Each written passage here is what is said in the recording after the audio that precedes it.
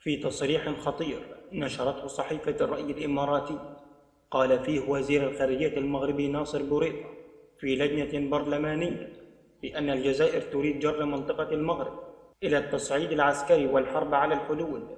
وهذا التصريح الذي تناقلته وسائل الإعلام المغربية بأن هناك مؤشرات تدل على رغبة الجزائر الواضحة في إشعال حرب بالمنطقة والدخول في مواجهة عسكرية مع المغرب، لا سيما بعد الاعتراف الفرنسي بسيادة المغرب على الصحراء الغربية. وعلل بوريطة زاد بأن إقدام الجزائر على الحرب هو نتيجة النجاحات التي يحققها المغرب في ملف الصحراء الغربية بحصوله على اعترافات دول كبرى منها فرنسا التي أكدت على سيادة المغرب على هذه الأراضي.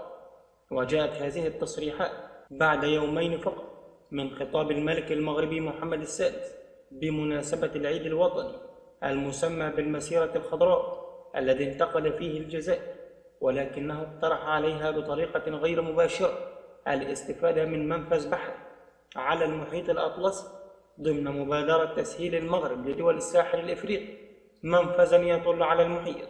وفي الأخير شكرا لكم والسلام عليكم ورحمة الله وبركاته.